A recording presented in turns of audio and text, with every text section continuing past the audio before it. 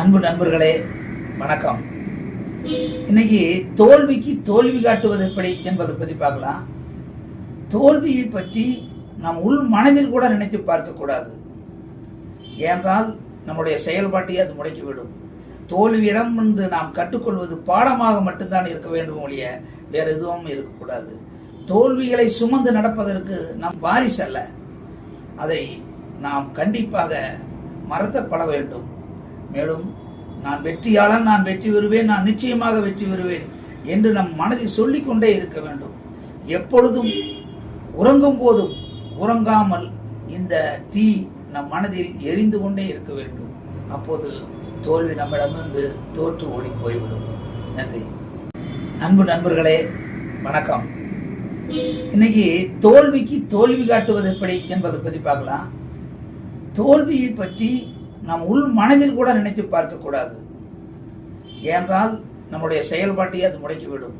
தோல்வியிடம் வந்து நாம் கற்றுக்கொள்வது பாடமாக மட்டும்தான் இருக்க வேண்டும் ஒழிய வேறு எதுவும் இருக்கக்கூடாது.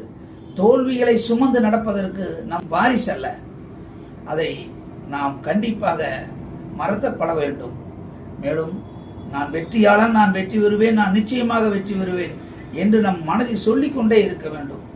எப்பொழுதும் உறங்கும் போதும் உறங்காமல் இந்த தீ நம் மனதில் எரிந்து கொண்டே இருக்க வேண்டும். அப்போது தோல்வி நம்மிடமிருந்து தோற்று ஓடி போய்விடும். நன்றி. அன்பு நண்பர்களே, வணக்கம். இன்னைக்கு தோல்விக்கு தோல்வி காட்டுவது எப்படி என்பதை பற்றி பார்க்கலாம். தோல்வியை பற்றி நாம் உள் மனதில் கூட நினைத்து பார்க்கக்கூடாது. ஏனென்றால் நம்முடைய செயல்பாட்டை அது முடக்கிவிடும்.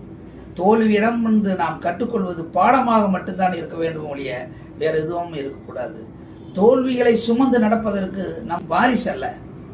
அதை நாம் கண்டிப்பாக மறக்கப்பட வேண்டும். மேலும் நான் வெற்றியாளன், நான் வெற்றி பெறுவேன், நான் நிச்சயமாக வெற்றி பெறுவேன் என்று நம் மனதில் சொல்லிக்கொண்டே இருக்க வேண்டும். எப்பொழுதும் உறங்கும் போதும் உறங்காமல் இந்த தீ நம் மனதில் எரிந்து கொண்டே இருக்க வேண்டும். அப்போது தோல்வி நம்மிடமிருந்து தோற்று ஓடி போய்விடும். நன்றி.